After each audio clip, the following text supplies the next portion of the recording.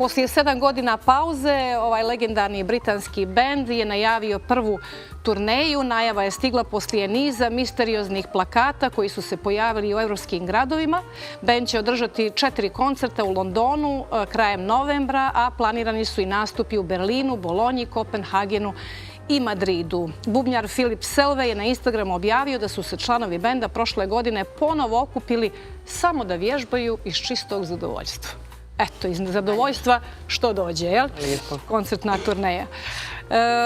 Prošle sedmice završeno je i 16. izdanje festivala Gudača u Perastu i to koncertom Gudački ansambl Crnogorskog simfonijskog orkestra koji je osvirao koncert pod nazivom Nebeska Italija. Program večeri donio raskoš italijanske muzičke baštine kroz dijela kompozitora koji su svojim opusom oblikovali evropsku muzičku tradiciju i ostavili neizbrisiv trag na istoriju klasične muzike. Jedna od članica ansambla je kazala da iza sjajne muzičke sinergije koja vlada u ansamblu, to je opet slična priča, je to što su dugogodišnje kolege koji se dobro poznaju i uživaju u svakom trenutku stvarajući muziku. Pa za sve u životu zaista je prvo potrebna ljubav, a onda i ta saradnja između kolega. Mogli smo da ih čujemo par sekundi, ali okej. I za kraj, Hercegnovski strip festival briše granice i obara rekorde. Poručeno je na otvaranju 19. izdanja ove manifestacije, zbog koje je Herceg Novi narednih dana zaista evropski i regionalni centar svijeta. Festival su otvorile 3 sjajne izložbe, radovi 12 svjetskih majstora stripa koji su specijalni gosti i izložba Stevana Subića 10 godina poslije. Dakle, kako najavljuju organizatori, ovogodišnje izdanje je najsadržajnije i najzanimljivije, a među gostima su najveće strip zvijezde Crne Gore, regiona, Evrope i svijeta. A jedna od tih zvijezda, ja mislim da je i naš sljedeći gost koji je bio na ovom festivalu prije 10 godina i sada se vratio kao jedan od najtraženijih svjetskih strip crtača, čijom izložbom je, kao što sam rekla, i otvoren festival. Stevan Subić je sa nama ovog jutra. Dobro jutro, dobar dan. Dobro jutro, dobar dan. Malo ste nam tamni, nešto, da li je to od sunca ili svjetlosti iza vas, ne znam, ali sad je okej. Sad je okej. Eto, sunce vam je obasjalo leđa. Sad vas vidimo dobro. Kako ste, Stevane, kako je u Herceg Novom? Toplo kao i u Podgorici, to vidim. Mogu reći da je divno. Meni je mahom ovo bio ispravo odmor, pa potom i festival, tako da sada se sve to privodi kraju i kao što vidite, boju sam neku dobio malo ipak, a sam festival je priča za sebe. Ja sam ovde, ne mislim, 6. ili 7. put sa ekipom koja organizuje i mislim da će to da se nastavi u godinama koje dolaze, da će Bog. Vreme je odlično, na oba mesta. Da, eto, svi koji su jednom bili na taj festival mu se vraćaju i kažu da je zaista ta neka konekcija i bliskost između ljudi posebna. Vi koji ste bili na vjerovatno mnogim festivalima u svijetu, šta je posebnost ovog festivala ako odvojite tu emociju koja nekako vas dodirne odmah čim dođete? Ja bih istakao na prvom mjestu to da zapravo ljudi u Herceg Novom, a to su Nebojša, Jovan i Nikola, radi jednu jako važnu stvar za Crnu Goru zapravo na polju ove umetnosti, jer dovode u vašu zemlju, na ovu divnu obalu, najveći umetnike sveta danas, u ovoj 9. umetnosti kako je zovemo. I uz to bude publiku stripa u Crnoj Gori, što je možda prevashodno bitno jer na duge staze gledano nijedan veliki koji je stasao u savremenoj civilizaciji, govorim kod nas, bio to sportista, pisac, intelektualac bilo kog tipa, zaista oni ljudi koji su na vrhunskom nivou onome čime se bave, ne može se reći da nikad u životu nisu pročitali strip. Prosto u osnovi svakog tog velikog uma kod nas na ovim prostorima nalazi se negde i čitanje stripa u mladosti, u djetinjstvu ili do čitavog života. Tako da stasavanje scene u Crnoj Gori isključivo može se zahvali da se dešava zahvaljujući Jovanu, Nebojši i Nikoli. To je ogroman doprinos i regionalnom stripu, i ilustraciji, i umetnosti, i kulturi ovog prostora zapravo. Mi smo evo ovdje započeli jednu temu s ovim mladim muzičarima, zapravo koliko je umjetnost prije svega važna za svakog čovjeka, a koliko se cijeni ili ne cijeni ovdje kod nas u Crnoj Gori. Negdje bih sad u to stavila i strip, jer kao što ste rekli, svi smo negdje kao mladi, ne znam sad ove nove generacije koliko vole strip, ali mi svakako jesmo, ali doživljavali strip kao zabavu. Međutim, strip je velika umjetnost. Da li mislite da se i dalje strip nekako podcjenjuje ili su se tu stvari promijenile? Da vam kažem, to je jedno večito pitanje koje ne jenjava, ono je tu sa nama decenijama već. Od uvijek je strip imao taj neki predznak, jer nije akademski, pa im nalađu neke druge za sebe, koji su infantilni, koji su za određenu publiku, određenog tipa. Međutim, to nije ispravno, znate, zato što kada se malo ode na neka mesta koje su van našeg regiona, tipa u Francusku, Belgiju ili Italiju, ili preko okeana negde, vi vidite zapravo strast tih ljudi, gde u publici zapravo nisu niti samo deca, niti ljudi koji imaju određen, kako bih rekao, socijalni status. To najšarolikije moguće lepeze ljudi koji dolaze i koje zaista vole strip. Dakle, strip je naravno namenjen i deci u određenoj meri, u određenim naslovima, žanrovima i on je specijalizovan za to. Međutim, dominantan deo stripa nije specijalizovan za decu. On naprotiv komunicira sa ljudima koji žive u određenim zrelijim dobima, koji se suočavaju sa određenim problemima i strip je vitalna umetnost koja zapravo komunicira sa žarištima vremena u kojima živimo. Dakle, što je savremeniji, to je aktuelniji, jeli, za publiku. I autor koji se osmeli da se uputi u temu koja je savremena, ima vrlo velike izazove pred sobom, zato što to je strip. S druge strane, što treba biti, pošto ste savremenik svojim problemima, morate biti vrlo precizni i morate se izjašnjavati povodom toga. Pošto se to do sada nije dešavalo, mi, nažalost, tek sada počinjemo u regionu da dobijemo autore u stripu, ljudi koji se izjašnjavaju, koji imaju određenu publiku, i to samim tim stimuliše i to da strip postaje medij za publiku koja nije nezrela ili previše mlada, već je to sva publika. Sve dolazim iz Srbije gde ja znam podatak da recimo stripove čita između 5 i 6 hiljada ljudi. To je vrlo mali broj. Međutim, čitalačka publika, ona najšira, ne računajući đake, studenti i tako dalje, u Srbiji je oko 200.000. Što će reći da je disparitet ogroman, to je 50 puta više. Sad, moj cilj neki da pokušam da od tih 200.000 neki broj ljudi privolim da bar probaju sa stripom, jer to je zapravo ista publika. Sad, to je ono što se u Crnoj Gori takođe dešava, zahvaljujući mojim drugarima iz Herceg Novog i njihovim kolegama i mojim kolegama umetnicima. Dakle, to je jako važna stvar, da se emancipuje umetnost koja stvarno ima šta da kaže. I bitna nam je. Evo, ja ću upravo da pitam sad njih četvoro da li vole strip i šta znaju uopšte o toj umjetnosti.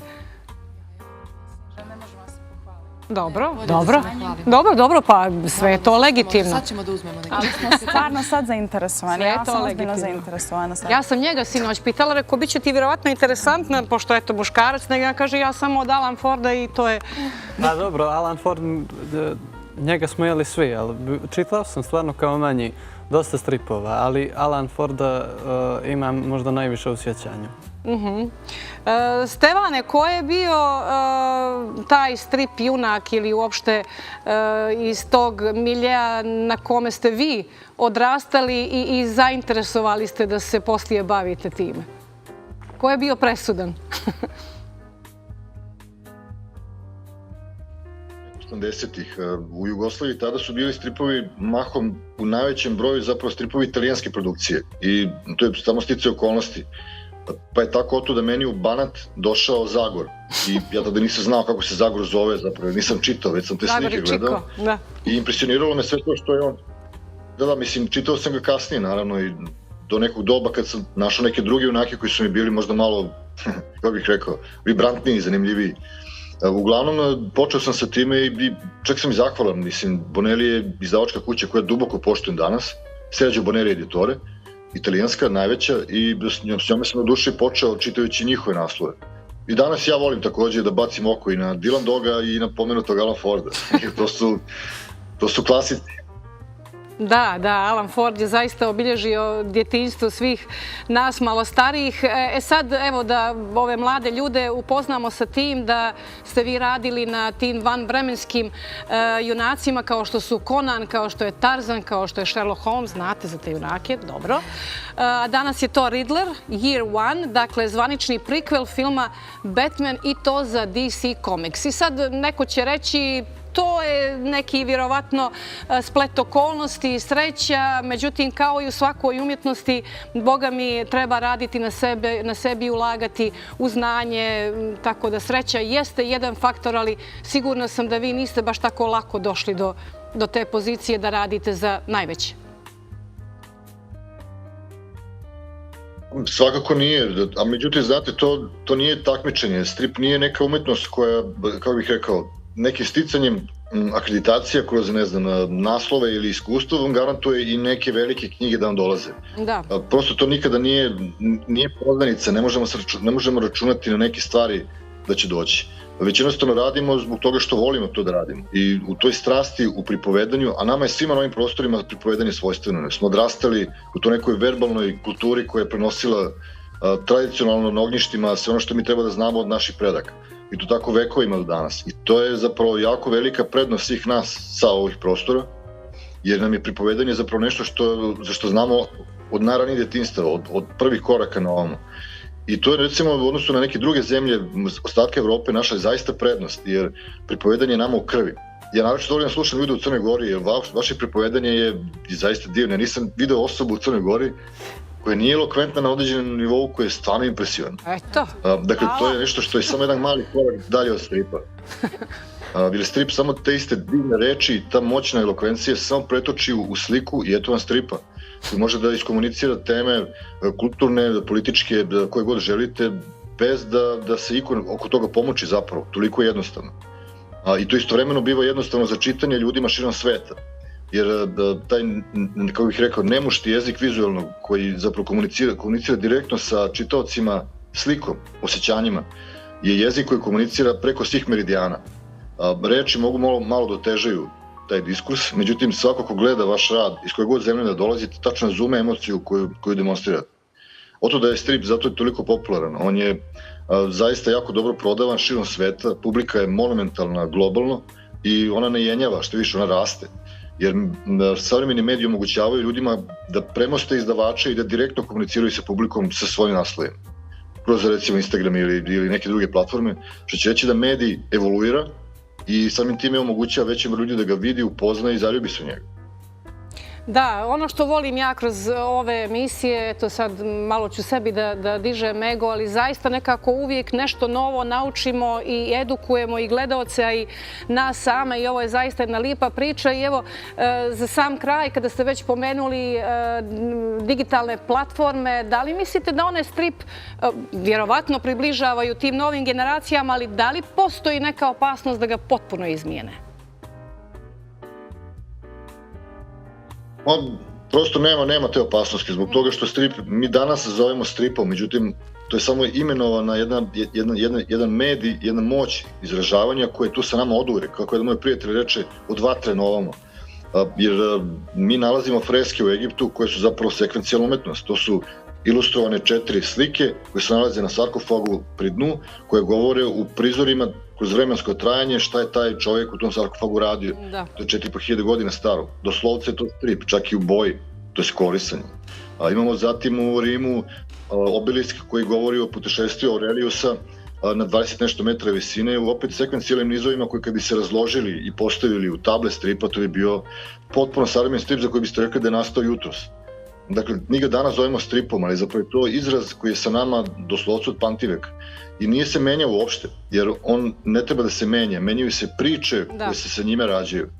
Tako da u tom smislu, da li će neko da stvara na tabletu, na staklu ili na papiru, na kamenu, na koži, na čemu god, zaista ne menja moć kojom se komunicira tada određena tema sa publikom napred i nazad. Jer znate, strip kad se jednom objavi, on ostaje tu sa nama. I ja sam recimo lično imao iskustvo da jedan vrlo važan strip za mene je strip koji je nastao 15 godina pre mog rođenja u Italiji. I tako isto ja, stvarajući svoje naslove, znam da će oni biti čitani, da će Bog, i značajno nakon toga kada ja više ne budem bio ovde. To znači da će neki mladi ljudi tada možda pronalaziti inspiraciju u tome što sam ja stvorio ili neki drugi ljudi. Tako da strip zapravo komunicira napred i nazad vrlo intenzivno i jako je moćan medij, neuništiv zapravo.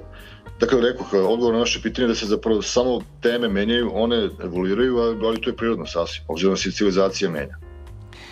Stevane, hvala vam puno na ovoj priči. Želimo vam ugodan nastavak u Herceg Novom. Sigurno da će vam prijati, a i svima onima koji su gosti festivala. Pozdrav za organizatore i nastavite tako kako ste krenuli. Šta drugo da vam kažem?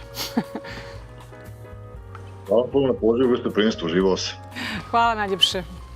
A mi da vidimo jedan blok reklama, pa idemo dalje.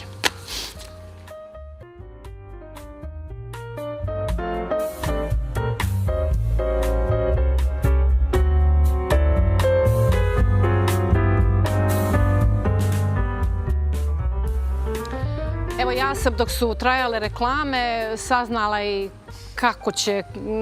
kako zamišljaju svoju svadbu, kad će ko da se vjenča, uda, ženi, kakva će muzika da se svira, hoće li jedni drugima da nešto sviraju, tako da ponekad mi je žao što to ne možemo da pustimo u etar, ali tek sam počela da ih otvaram, da im otvaram čakre, tako da naredni put kad mi dođete, da li u ovom sastavu ili možda neki drugi, ima baš onako da fake wedding pravimo. Kako? Pravimo lažni, da. Može. Ali bilo bi interesantno da dođete svi 20 i koliko reče? 25. 25. Ne, stali biste, ali samo da vidim kako bismo to, da svi nešto pričaju. Uzet ćemo još jedan bosje, da mogu neki da stoje. Može i da stoji ponekad. Ne, na smjene. Možemo i to. 4, 5, pa ajmo drugi. Imamo bolove u kičmi od ovog sviranja, pa malo mlađe. Pa po 15 minuta. Može. Eto tako. Izdržati. Eto, pričali smo o filmu, o stripu, pričat ćemo još do kraja emisije još o jednom sjajnom muzičaru.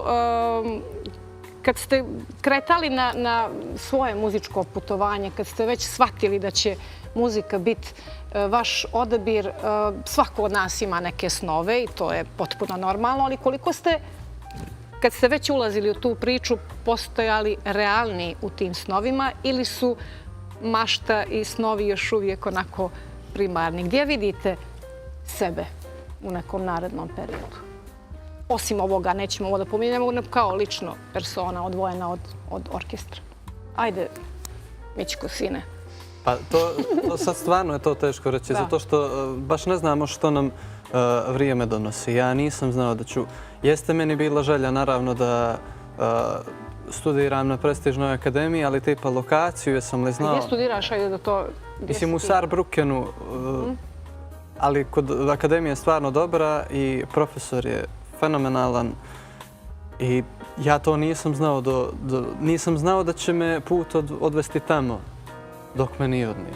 Tako da, stvarno je teško reći, ali nekako to što ste pomenuli, taj snovi, želje, ambicije, to sve samo raste. Tako da, sve su ciljevi veći i veći. Treba i sa tim biti oprezan. Naravno, baš zbog tog vremena koje je, moram priznati, čudno dosta, kako za klasičnu muziku, tako i inače. Ali eto, vidjet ćemo. Štreberka? Pa što se tiče planova, ok, kao imamo svi neke želje, imamo svi planove, ali nekad zna da se izgori u tim planovima i ne znam, ja bih samo nekako da svaki dan radim to što mi prija, što volim, da sviram s ljudima s kojima, da sarađujem s ljudima koji mi prijaju i da nekako se naučim tom stres menadžmentu, da... Ne misli na fotim, da se šali. Da nekako ne može sve odmah, za sve potrebno vrijeme, ali nekako ako smo dosledni svakog dana, sve će to doći. Da. I eto. Ja bih se nadovezala da nekako se uvijek vodim tome profesorka ti mene naučila da pod ovim suncem ima mjesta za sve. I kako je čovjek stariji, kako iz dana u dan radi na sebi i onda prepoznaje i druge kvalitete koje ima, tako da naš život je specifičan jer smo stalno u koferima i uvijek ima svega, vrlo je dinamičan. Ali konkretno evo ja sam prvo počela sviram klavir, to je neka bila želja mojih roditelja. Htjela sam violinu, ali zamolili su me da ne. Iako su oni veliki ljubitelji gudača. Zamolili su me da ne. Ne, veliki su oni ljubitelji tog simfonijskog zvuka i gudačkog, ali jako je teško slušati djecu dok vježbaju violinu više nego klavir. Ali onda na kraju, kako sam starija bila, kako sam ulazila u taj svijet, shvatila sam da moj poziv ipak nije da budem pijanista, već više taj neki gudački, odnosno violončelo, koje je bilo dugo moja ljubav. Onda vremenom shvatite kad ulazite još dublje u materiju da možda ne bih bila pedagog, možda bih ipak bili izvođač, možda ne orkestar, možda kamerna muzika, tako da je u našem poslu ima spektar mogućnosti i ideja, tako da u svakoj umjetnosti.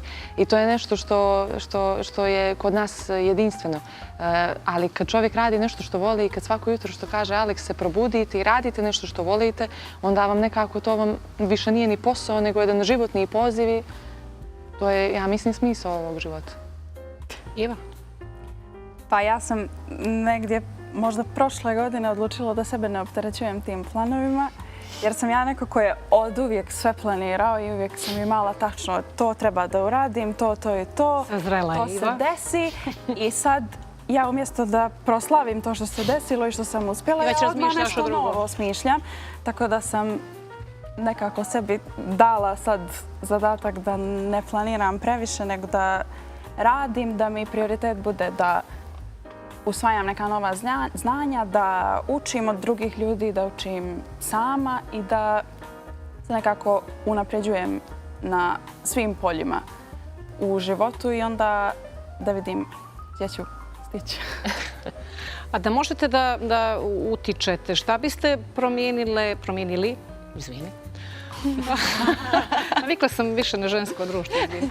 Šta biste promijenili kada je muzičko obrazovanje u Crnoj Gori u pitanju? Da li mislite da i u osnovnoj školi treba pojačati, ima ono osnovno muzičko obrazovanje, ali to je zaista minimalno, tu se stiče nekakva forma kroz one osnovne stvari, a ne nešto drugo, da djeca treba da čuju zapravo muziku još u tom manjem uzrastu. Da li nam je to neophodno? Da li bi na taj način mladi ljudi znali sa čim se susreću na vrijeme, da ne bi strecali ako pođu na koncert neki, ne znajući šta ih tamo očekuje?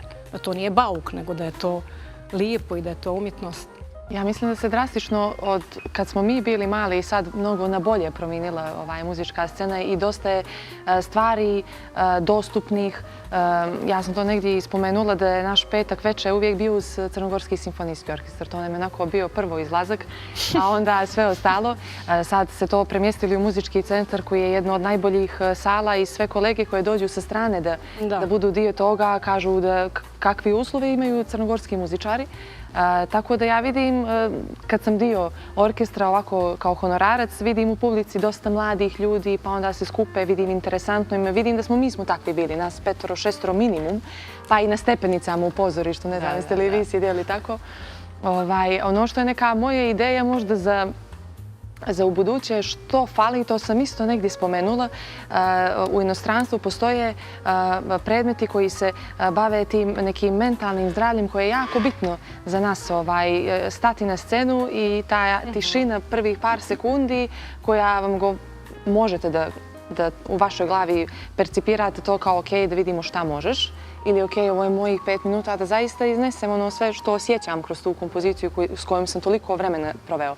Ja mislim da je to nešto što smo mi, da kažem, van granica Crne Gore, neki od nas, većina nas, osvijestila kao neki nedostatak ovdje, ali definitivno da bi se moglo možda poraditi i na tome, da prosto se ne shvata muzika kao stres ili kao izazov ili takmičenje, nego da se zaista shvati kao jedna najveća sloboda i nešto kao čovjek, kao jedinka koji može samo on da tako nešto iznese i niko više ne može da iskopira jedan snimak ili vibrato ili emociju.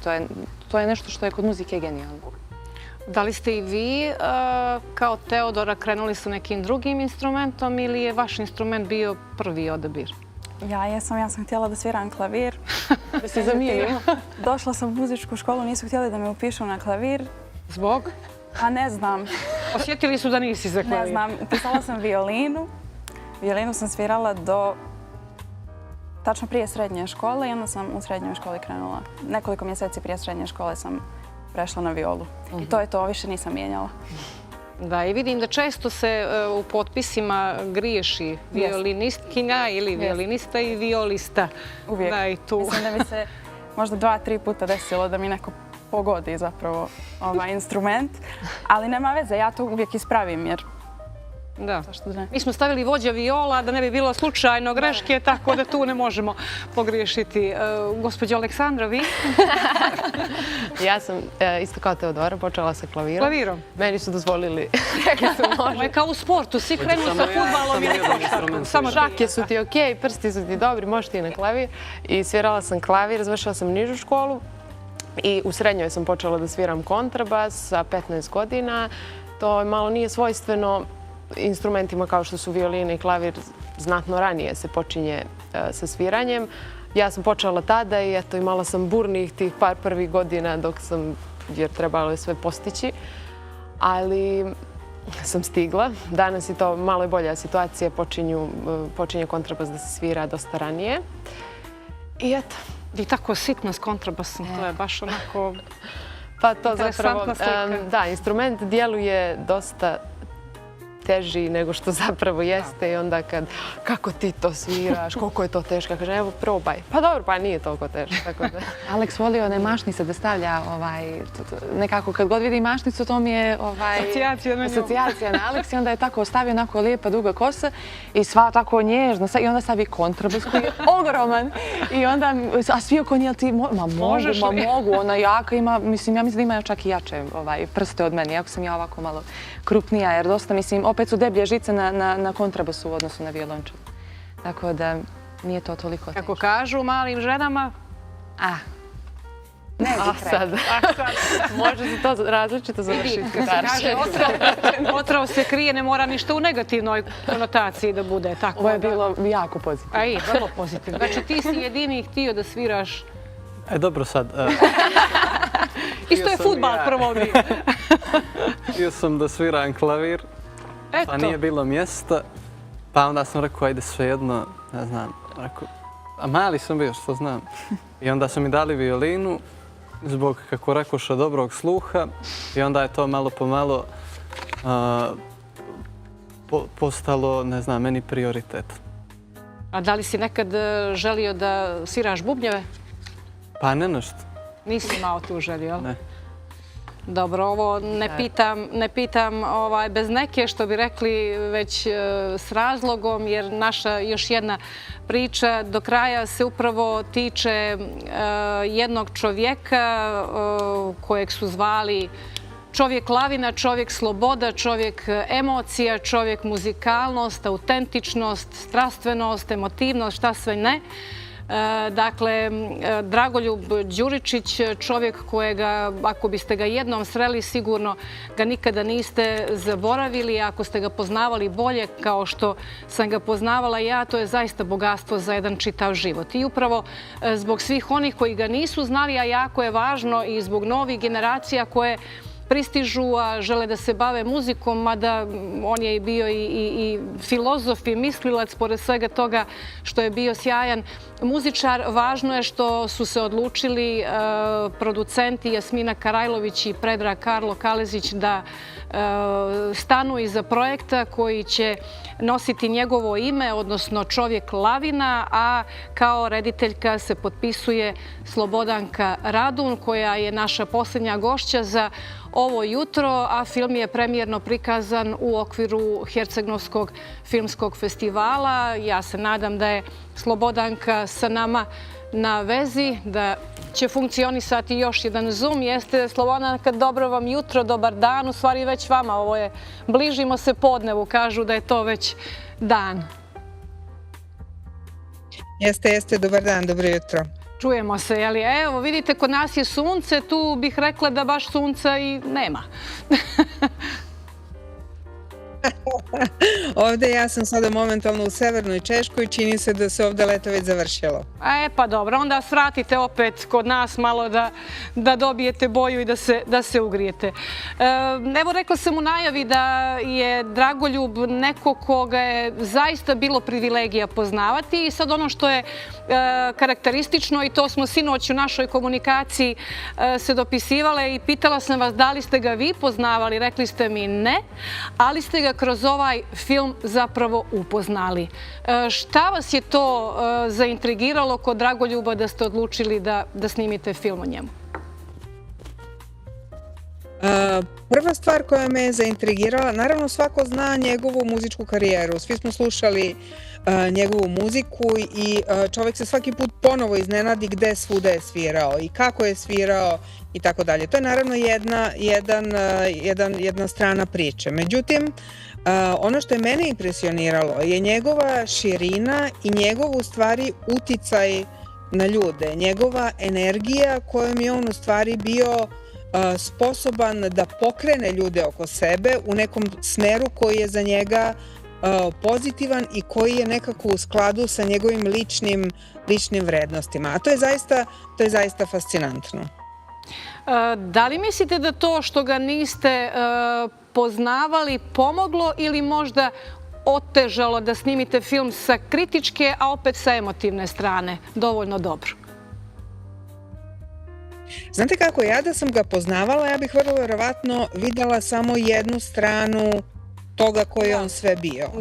A ovako, pošto ga nisam poznavala, onda sam u stvari taj mozaik, ko je sve taj čovek, je nekako sam ušla u to nepristrasno. To se gradilo samo i u stvari napravilo tu neku bogatu sliku o njemu. Tako da u mom slučaju mislim da je to u stvari bila prednost. Evo, mi smo malo čas imali reditelja Ivana Marinovića koji će u nekom narednom periodu raditi dokumentarni film o Dejanu Savićeviću i čini mi se da poslednjih godina i u svijetu nekako je, pa mogu slobodno da kažem, i ekspanzija filmova koji se upravo bave poznatim ličnostima i to je nešto što ljudi jako vole. Kada se snima i igrani dugometražni film i kad se samo ono napiše rađeno po istinitoj priči, nekako vas to već navodi da taj film zavolite i prije nego što ga pogledate. Dragoljubova priča je ogromna. On je jako rano počeo da se bavi muzikom od svojih cuca koje je toliko često pominjao u svim svojim intervjuima do života u Beogradu i saradnjom sa kompletnom elitom muzičkom čitave Jugoslavije i nije vam, pretpostavljam, bilo baš jednostavno da to stavite u nekih sat i po koliko li film traje. Kako ste zapravo birali priče koje će se naći u filmu i ljude? Znate šta, mi smo imali nekoliko važnih odluka pre nego što smo ušli u montažu.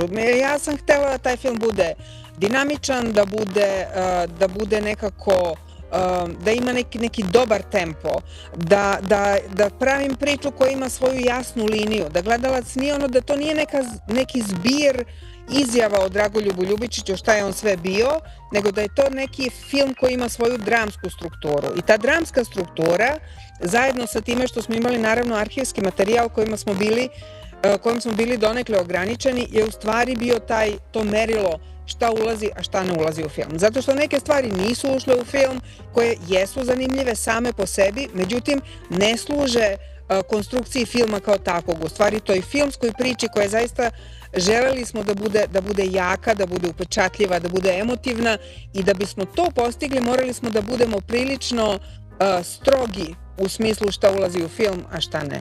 Ja nekako verujem da će ovaj film navesti ljude da pogledaju, da sami malo potraže šta još tu svega ima, jer svačega ima. Tako da nije bila ambicija da se obuhvati apsolutno sve što je o njemu moglo se kaže, jer to nije ni moguće.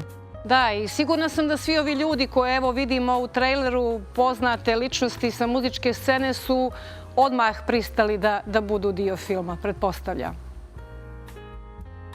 Jeste, to je bilo jedan moment, jedan jako dirljiv moment, a to je da vi vidite kroz te ljude koliko je taj čovek bio voljen. Da, da.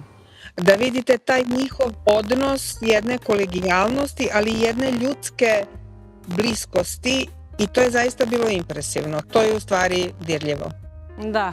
Evo ono što takođe možemo vidjeti, a to je poseban segment u filmu, jesu ovi protesti koji su se dešavali 5. novembra i često pomislimo na to šta bi Dragoljub radio danas da je živ i da je u Srbiji, bio bi sigurno u prvim redovima kao što je bio i tada. I Dragoljub je neko koji nije bio samo muzičar, već je bio buntovnik, čovjek naroda i koji je uvijek bio tu kad god se nešto dešavalo i uvijek podrška mladim ljudima. Tako da nekako, opet kažem, mi koji smo ga poznavali, tačno ga čujem kako bi reagovao sad da je živ i da ima mogućnost da vidi ovo što se nažalost dešava u Srbiji. Jeste, jeste. On je baš bio inspiracija da se ljudi pokrenu za neku pozitivnu, za pravu stvar. Je li teško bilo vama kao rediteljki da taj njegov ritam i tu energiju nekako prevedete u filmski jezik?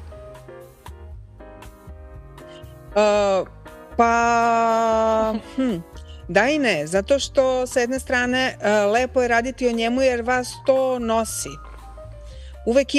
Uvek imate na što da se oslonite u tom radu. U svakom trenutku kada se zaglavite u neku, ne znate kako, koju scenu, recimo sledeću da date u film i tako dalje, u stvari negde nađete, oslonite se na tu njegovu energiju.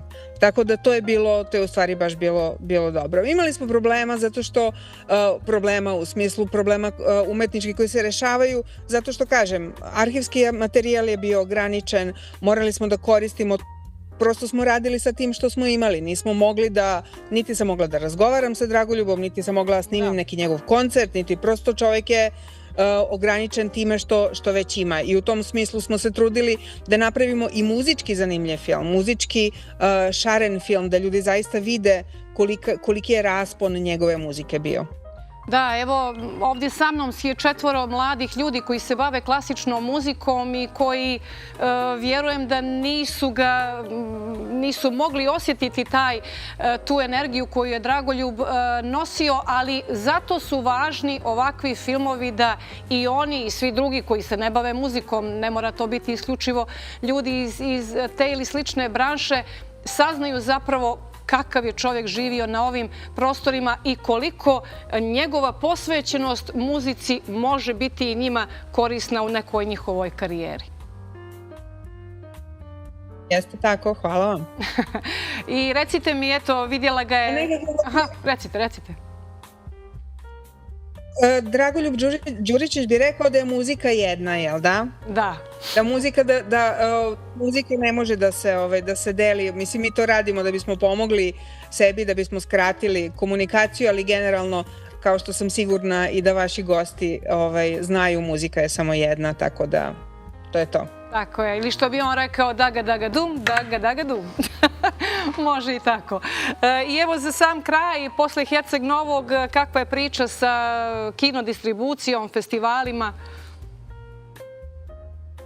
Mi se mnogo radujemo projekciji u Beogradu, koja će biti krajem septembra, a mnogo lepa vest je da je vrlo verovatno da će film ući u crnogorsku distribuciju, u udruženje kinodistributera Crne Gore, da će ga prikazati i to je verovatno prvi dokumentarni film koji ulazi u, da kažem, redovnu distribuciju. Ja mislim da Dragoljub Đuričić to definitivno zaslužuje. Ja bih mnogo voljela da taj film vidi što više ljudi, jer je film, nekako mi smo ga pravili za gledaoce. To je film koji je okrenut ka gledaocu i u tom smislu mi je drago što će naći svoj put. I mi se nadamo i svakako da ćemo ispratiti i to kada se desi. Slobodanka, puno vam hvala što ste izdvojili vrijeme za nas i eto, vjerujem da se i vidimo kad bude i crnogorska premijera ovdje, da još popričamo o ovoj, a i drugim temama, zašto da ne. Hvala vam puno, također se nadam. Hvala najljepša i evo ja ću zamoliti režiju da pusti trailer da ga vidimo u cijelu.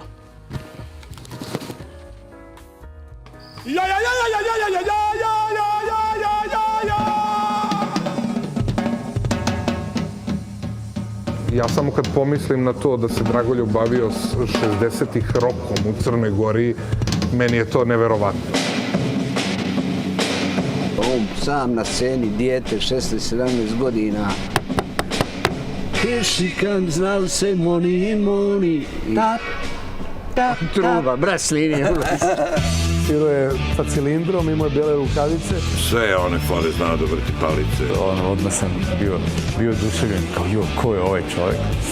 Dragoljub pre nego što je došao u grupu, on je svirao sve i svašta. Ali mu je veliki problem bio taj klasični rock and roll, takozvani boogie.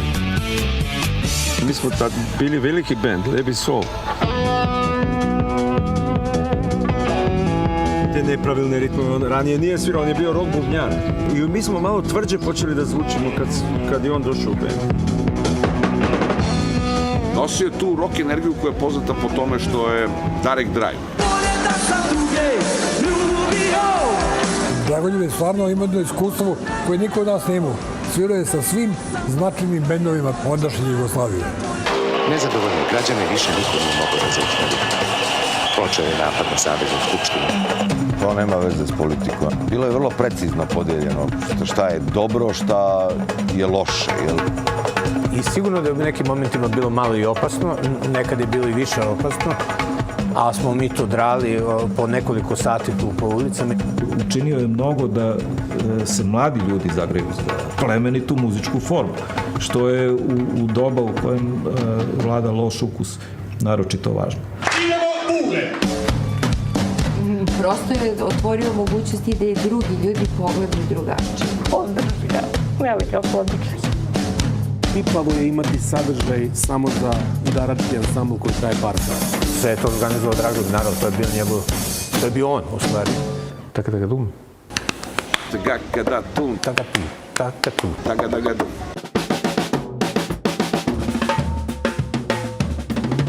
Taka-taka-dum, taka-dum, taka-dum.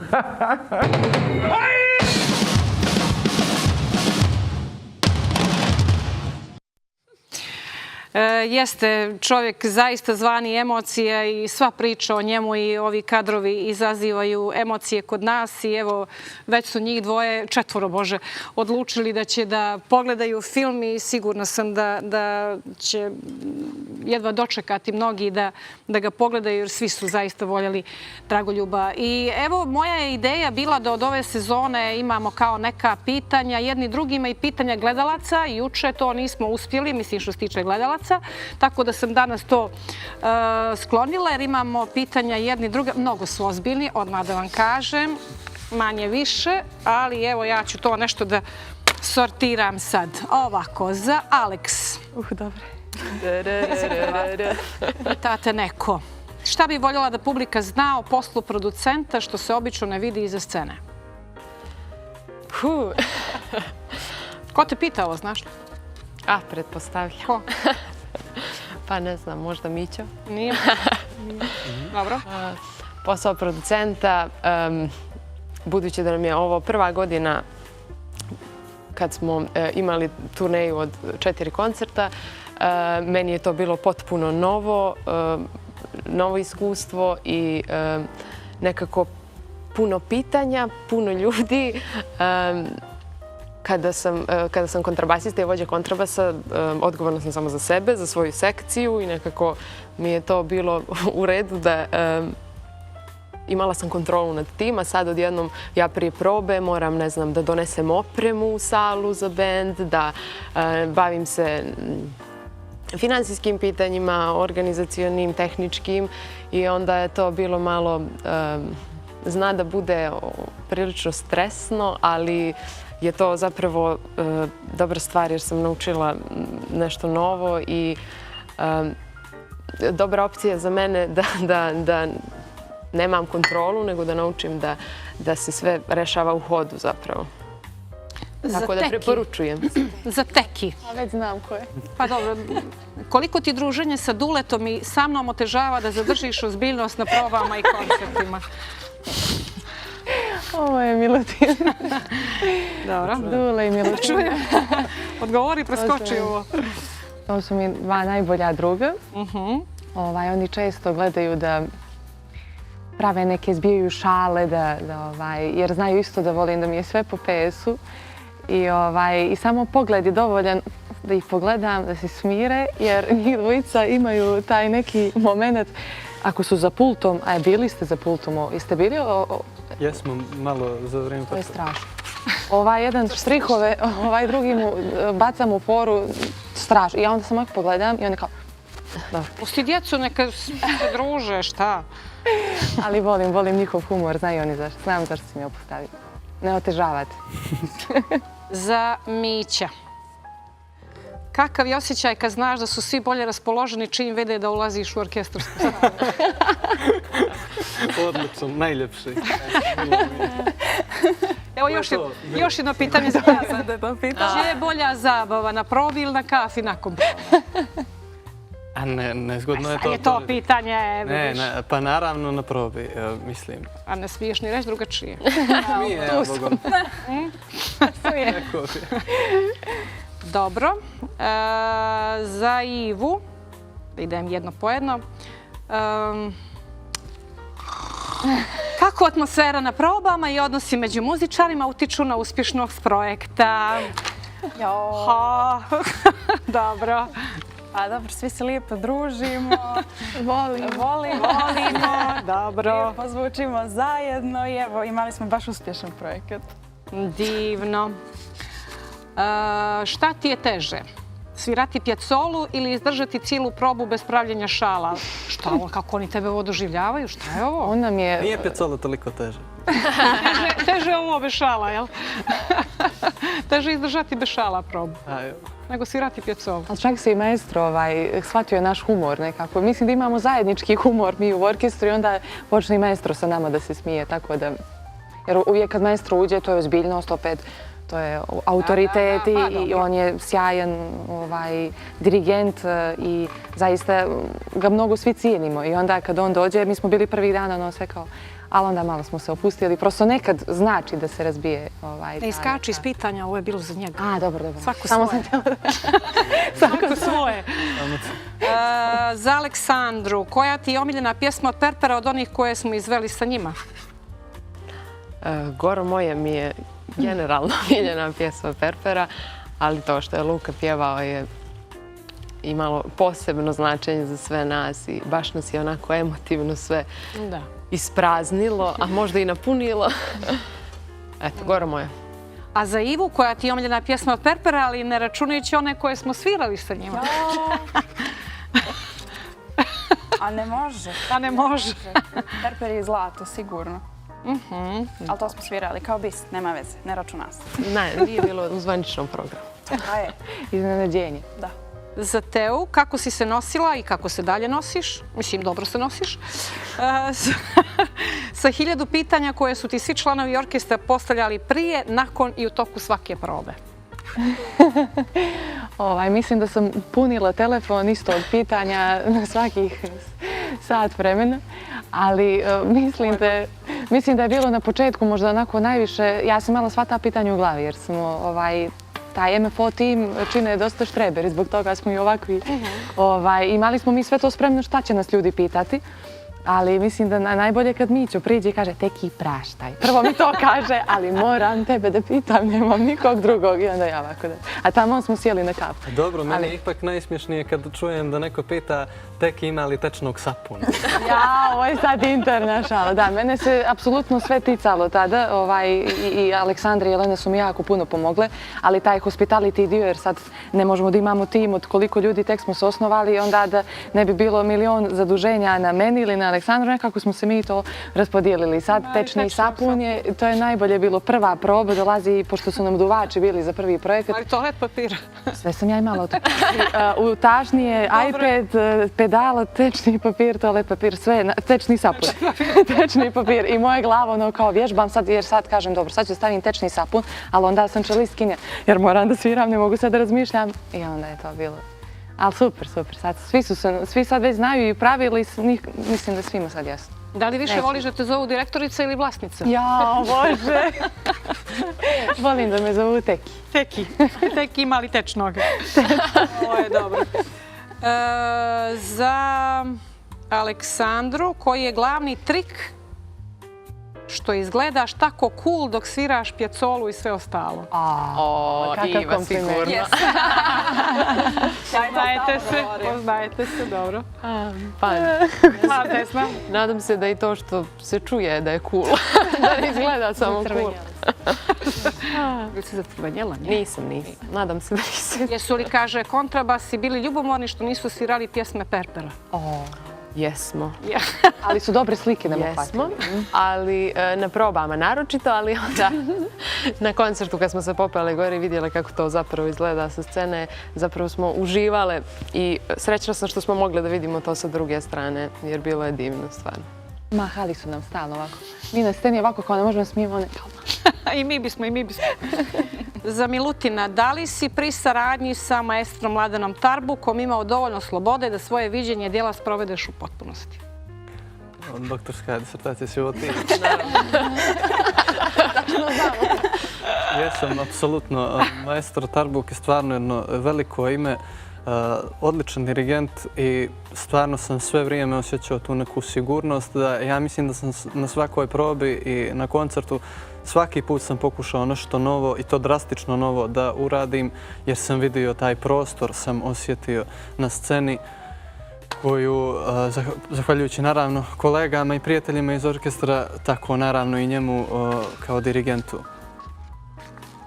I evo za sam kraj, ko je najveća spavalica, ko je najlenjiviji? Smijemo li?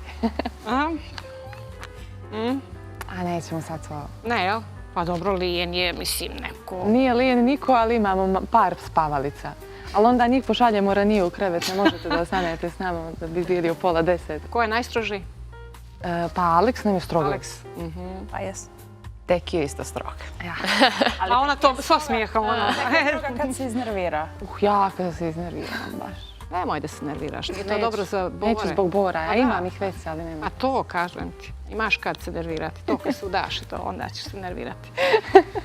Dragi moji, meni je bilo jako zanimljivo, ja sam sigurna da ćemo se opet družiti, ja bih voljela. Duga je sezona, tamo do juna. Kad se vi okupljate, kad se vraćate zapravo svojim radnim obavezama, kad se vraćate? Kad mogu da računam na vas? Uskoro. Ne smijemo ništa sada odajemo. Pa dobro, onda ćete mi reći kad je uskoro. Biće. E pa divno. Divno i ajde da dođe što više ljudi pa ćemo ovako na smjene. 3-4 pa opet 3-4 pa nekako ćemo praviti neku... Nećemo zvati uopšte goste. Bićete samo vi 2 sata. A i to sam htjela kažem. Imamo mnogo pričalica. Može, donesite instrumente koje možemo da prikopčamo, da nešto i odsviramo, zašto da ne. Tako da, evo, obećavam i vama i sebi još jedno lijepo druženje sa ovim sjajnim ljudima i zaista, eno reče Stevan Subić da smo mi kao nacija elokventni. Hvala mu na tome. Mi izgleda volimo da hvalimo druge, a sebe najmanje. Ja ću sad svakako da pohvalim ove izuzetne mlade ljude koji imaju svoju viziju života i voljela bih da ostvare svoje snove kakvi god oni da su, da se ostvare i u inostranstvu, a da nam sve to znanje jednog dana donesu i ovdje. Divni ste i hvala vam. Hvala vama. Pozdrav i za vas. Mi se svakako vidimo sljedećeg vikenda. Gledajte dobre filmove, idite u pozorište, slušajte klasičnu muziku i još po neki žanr, ne sve. I naravno, volite sebe i životinje. Doviđenja. Vesla.